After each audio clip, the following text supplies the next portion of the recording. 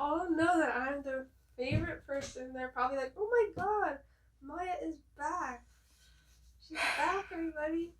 My will to live has come back. I need some Starbucks. You know what? With a venti Starbucks, I kind of feel like James Charles. Did you see his new hair? The black long. Let's not talk about it. Like a wolf cut shit. Like, what the fuck is that? He's trying to have like his rep era. It's not working. He's like suddenly rock now for no reason. Just because he thinks that's how he's gonna rebrand himself as not a pedophile. Yeah, like, no babe, you're still pedophile. So. Like, hey dude, you're still trying to sleep with 15-year-olds. Anyways.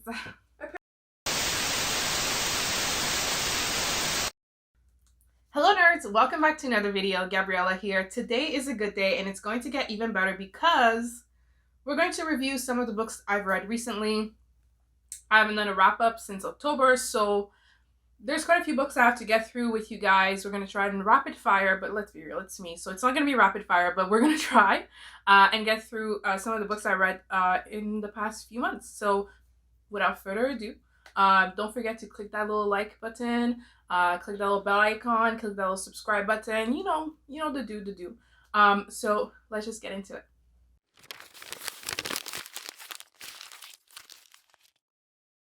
So actually, most of the books that I've read in the past few months are actually books that I got through my Kindle Unlimited subscription that I got with my Kindle.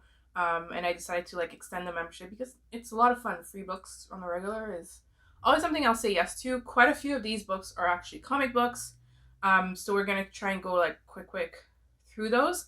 The first book I read in November was actually Her Soul to Take, the Souls trilogy by Harley LaRue. Do I remember much about this book? No. Did I read it in one day? Yes. I was going through renovations in my house and I needed something to do since I was away from my room and everything I own. So I just brought my Kindle with me in the basement and just read. Do I regret that? Yes. Did it put me in the biggest reading slump ever? Yes. But anyways, I read this book in one day and it was supposed to be this steamy, supernatural-y book. And I'm trying to use my brain cells here, remember? But it was basically this demon and this girl that do the nasty. That's literally what it is about. Did I enjoy it? I don't know. I gave it a 3 stars, but I feel like 3 stars has started to become the I don't know how I feel about this book rating. Because it's like, did I hate it? No. Did I love it? No. So it's 3 stars. Will I read any more of those books? No. I have no inclination to. This wasn't like a calling to me. This was like, this is recommended to me on my Kindle Unlimited subscription. Let's just do it kind of book. So, and we move on. Next, I read like a slew of comic books. Again, like some of these I read like back to back in the same day. Again, I should have seen the reading slump coming. But anyways, next was House of M, a Marvel comic. As some people may know, I am a huge fan of the TV show WandaVision, and Wanda Maximoff, Scarlet Witch, is my favorite character of Marvel. So I wanted to read, her most well-known comic, which is House of M, and which is loosely what inspired WandaVision with a bunch of other things. But yeah, I wanted to get into that, so I did read it, retained no information from it. I gave it 3 stars. Loved the art style, love Wanda, but it just didn't have the same vibe as WandaVision, which I realized it wouldn't, but that's what I wanted, So kind of fell short on that side, but that's on me. Following, I continued on that Marvel train, trying to get into some of the comics that inspired some of my favorite Marvel movies and that are inspiring some of the Marvel's future works in Phase 4. So I went with Thor, Volume 1, The Goddess of Thunder. So this is the comic book where we have Jane Foster and Natalie Portman become Thor, which we are hinted at is going to be sort of the plot of the next Thor, Love and Thunder, which I'm so excited for. So yeah, I wanted to read that. This was another 3 stars for me. It's just like comic books, like especially Marvel comic books, DC comic books, I feel like most of the time end up being a 3 stars for me because it's not my favorite kind of genre. It's not my favorite thing to read, but I just am doing it for the nerd geek side of it, rather than for the actual enjoyment of reading it. I love having fun facts about Marvel characters and I'm like that person at the movies that's like, in the comics. I'm that annoying person. So I just need to have more knowledge to continue to be that annoying person. But at least the people in my life appreciate me for that uh, neurotic fashion. Next, I read Captain Marvel Volume 1, Higher, Further, Faster, More. Is that an actual title? Anyways, another 3 stars for me. Really, really enjoyed the art style. Love Captain Marvel, but yeah, another like just mid-range, read to read kind of read. How many times am I going to say read? Anyways, you know what I mean? It's kind of like that. This was really like to pass the time kind of read. I wasn't expecting to really enjoy much of these, like I didn't expect any 5 stars to come out of it. It was really just passing the time and getting some knowledge. Following that, Kindle decided to recommend to me another type of comic, an embarrassing type of comic, Riverdale Volume 1, a comic series inspired by the show, which, as anyone who has had internet connection in the past 5 years will know, is the most embarrassing piece of television ever written since Glee. And, which is saying like a whole lot. I did watch the first 2 seasons of Riverdale. In the first episode of season 3, I was like, nope, checking out. There was some sort of weird cow worship, and I was like, we're moving on. Moving out. We're done. Season 1 had so much promise, but anyways, I digress. I did read the first volume of the comic. Very meh. I gave it 3 stars, and honestly, I don't know why. I couldn't tell you why, but at the same time, I didn't hate it. I didn't hate it as much as I hated the show. But will I read any more Riverdales? No. Unless I'm in another situation where I have no access to anything I own or any books, very limited access to battery life on my phone, maybe. But let's pray that this day never happens. Next, I read volume 2, 3, and 4 of the Scott Pilgrim vs. the World comics. I had read the first one a few months prior. I think when I first got Kindle Unlimited back in October, I think. And then November, December, I read 2, 3, 4 to continue the series. And it was still very enjoyable, very fun. But like I said with the first one, it's just when you're reading the material related to a book, they're related to a movie, and they're exactly the same, it kind of gets a little lackluster. But I still really enjoyed the writing and the comic book style of it. And it's still a movie that I very much enjoy. If you see right here, I actually have a vinyl of the movie soundtrack. It's a movie I've seen many, many times, and is also the reason why the comics kind of fell short for me, because like I know this movie very well. But still very enjoyable, very fun. And I think if you've only seen the movie once, or if you haven't seen the movie at all, I think these would be exceptional comics. Just very fun, very original, very fresh, kind of using the comic book tropes to the maximum in the best way possible. Just a lot of fun, Canadian wholesome fun. Love it. Next, I read another Marvel comic, another Black Widow comic. I read one over the summer, which I despise very much. And I was trying to regain that source of sense of love for Black Widow comics, because I still love the MCU Black Widow and the Black Widow movie. This comic, I also gave it 1 star, just like the previous one. It's just something about the way Black Widow is written that it's just innate for me, dog. It's just it's very male gazy. The stories are very lackluster. And I realize that is the basis of her character, is that she's a seductress, she's a Black Widow, but I don't know, there's just so much more to her character to be explored, and I feel like these comics have fallen short for me. I don't see myself picking up another Black Widow comic, even from another author. I just think it's kind of the end of the page for me. I will just content myself with watching the Black Widow movie again and again. Next, I read Avengers Disassembled. A lot of comics in the past few months, but again, same, just rigmarole, MCU, fun, another 3 stars. We're just keeping them coming. Next, we get to one of my favorite reads of the past few months, and that is The Witchhaven by Sasha Payton Smith. I was really excited for this one. Pre-ordered the book. The author just seemed so compelling to me. She was just like, she seemed like we could be BFFs kind of thing from her presence on social media. And when I heard the premise of this book, not even the premise, when I heard, dark academia, witches, witch school, all girl characters, I was like, you could not sign me up faster for this book. And I pre-ordered it right away, so happy for that. But what a great book. This was, I would say, 4.5. It wasn't perfect to me. I did get a little bit bored in the end of the middle part. Does that make sense? I got a little like, okay, let's keep it moving. But otherwise, I really enjoyed the book, really enjoyed the characters, so excited for the sequel. But basically, this is the story of this girl. She gets accused of murder. Did she commit it? Did she not? We don't know. She ends up being magical and gets taken to this tuberculosis ward at this tuberculosis hospital because this is set in 1911 New York, which is a setting that I haven't read in a book before, and I was so excited to read, and I think it was so well done and so much fun and such a good setting for this storyline. But basically, this tuberculosis ward is actually a disguised magic school for girls. So most of the characters are girls. It's so great. We get some nice friendships created along the way. And we get this mysterious boy who's also magic, who hangs out with other magics. And it's like, who are you? You're kind of hot. Who are you? And we also get the main character trying to figure out how did her brother die, because her brother passed away a few months prior to that. So, she doesn't have anyone around her. Her mother was taken to a psych ward after going into shock after her son's death. So she's all alone in the world trying to figure out her brother's death while finding out she's magical, while being transferred into a magic school, while being on the run from the cops for a murder she may or may not have committed. It's a rich tapestry of a great story, and I cannot wait for the continuation of it, and to see her powers to keep growing. This was great, and I will read anything Sasha Peyton Smith puts in front of me from now on. The writing style was just exactly my cup of tea.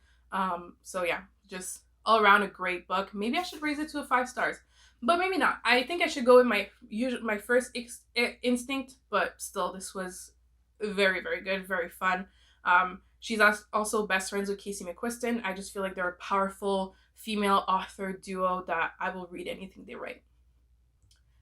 Next, I received an advanced reader's copy of Paybacks of Witch by Lana Harper. This was I rated it a 3 stars, but I think I'm going to raise it to a 4 star, actually. This was a really fun but very light read, I would say. It wasn't exactly what was it? Like, I was thinking I would get a bit more Witchhaven style from it, but I didn't. Like, it wasn't as dark as I thought I was going to get, but it was so fun. It's a sapphic witch story. We love to see it. Imagine Triwizard Tournament meets the gays. And you put it together. Basically, main character is brought back home to Thistle Grove, small town America full of witches and wizards. There are powerful witch families that kind of control the town, unbeknownst to the non-magical people in there. But she's part of the family that's supposed to run the whole tournament that will choose the next generation's leader. This family has been winning every time, but their contender is her ex-boyfriend who broke up with her under rough circumstances, i.e. leaving her for another woman in a very rough manner. And that is why she had fled the town and moved to Chicago. Now she's back to run this Triwizard Tournament. And the contenders are the girl he left her for, and him, and some other people sprinkled around. But it's a sapphic love story, so it gets good. It gets good. She sort of has this little connection with her ex-boyfriend's now ex. So it's John Tucker Must Die meets Triwizard Tournament. That's how everybody has been quantifying it, and is the most exact way I could ever explain this. So if you like any of those ideas put together and make it sapphic, it was just such a good premise. I feel like the execution and the writing style were not my favorite, but I think the idea still carried quite a bit. And you know me, I will read anything sapphic. So there you go. Next, still riding that Kindle Unlimited ride, I read Love at First Fight, an enemies to lovers story. It was one of those enemies to lovers that, like, they have no reason to be enemies, which is like kind of the downfall of enemies to lovers. But yeah, I still kept reading, and I still finished it, and I still enjoyed it very much. So, well, very much. I enjoyed it much more than I thought I would. It's not exactly what you would call high literature. It's a romance book on Kindle Unlimited. If you know, you know. But basically, this girl rents a house in the Hamptons with her boyfriend's friends. They all share it together, and they go every weekend of the summer for the entire summer. She's a school teacher who's also a part-time waitress. She's very tight for cash.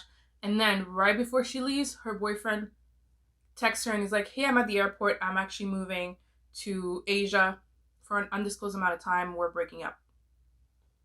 Brother, what? And that's how he dumps her. And that's how he tells all his friends and family that he's leaving. So you know he's a piece of shit. And so she's stuck in this house that she rented. Like, she can't get her money back. It was like a deposit. So she ends up having to spend the summer with all his friends who she was never really close to, including her nemesis, his now ex-best friend, childhood friend of his. He has a lot of money. He owns restaurants in the city. There's sort of like that rich-poor dynamic, which, to be honest, wasn't very well done. But, I mean, we're going to go with it. And for some reason, they hate each other until they don't. And then suddenly they're in love. There's nothing else to say other than, like, this is your basic, not well written enemies to lovers, but it did what it had to do. It did what it had to do. I was not expecting too much. It gave what I thought it would give in the best way possible. So that was another 3 stars for me. It was a lot of middle of the road reads for me in the past few months, plus also too much reading in short successions. Like, everything for a recipe for a reading slump, honestly. Next, another graphic novel, but this time a chunky one, and it is Heartstopper Volume 3. It is chunkier. I have read the first 2 iterations of Heartstopper over 2021. This was the last thing I read in 2021. So one of the last things I read in 2021. A great way to wrap up the year, I would say. I've been wanting to read all of the Heartstoppers. It's just like, for $20, you know, I could buy like another book. I don't know. These are just so fast to read, so I tend to like wait in between them to read them. But if you don't know, this is a story of Nick and Charlie, high school boys who fall in love. And this is a story of coming out and friendships and love, young love. But there's also like some deeper stuff in there. You know, although I would say like this is a wholesome love, you know, teenage romance kind of thing, there's also some harder subjects that are discussed in these. So I would say trigger warning, especially for this one, for eating disorders. But otherwise, you know, there's that whole loneliness of coming out and all that fun stuff. So, you know, this can be sometimes, I guess, a little bit harder to read, but not, it's still so, I would say, just so pure and wholesome and fun and light. I don't know how the author does it. She manages to juggle these subjects while still having like just a beautiful little teenage romance. So love her for that. This was a 5-star, the only 5-star of since November. So we're gonna hail the king, okay? And be thankful for Heartstopper. And the last book I read recently is Beautiful Bastard by Christina Lauren. This is part of a like trilogy, but it's like a sister trilogy, you know? Basically, it is another enemies to lovers. I love me some enemies to lovers. And it is a boss and his assistant. And they hate each other for no reason. Like there's like literally none actually. And they end up falling in love again. Very basic, very fun. I read my first Christina Lauren earlier this year in the Soulmate Equation, which was another enemies to lovers, with forced proximity, which was fun. Yeah, Christina Lauren they are authors that I have learned to enjoy, but they're definitely not my faves. But if you're looking for a light romance, that's the place to go. I don't know if I'm gonna read the rest of the Beautiful Bastard series, because it follows other characters that are in the first story, and they have each their love story in each other book. But I guess we'll see. If ever I'm in the mood for like a very light, fun, easy to read romance, I will go ahead with that. I do own them on Kindle, so who knows? Only time will tell. So that is all I have for you guys today. Thank you so much for watching. Please let me know that in the comments. What have you been reading recently? What have you been reading this month or in the past few months? Something that has been memorable to you. As always, all my links are down below. Links to the books I've read today will also be down below. My social media and my website. My book outlet referral code will be also down below. So thank you guys so much for watching, and don't forget to like, comment, and subscribe. See you soon. Bye.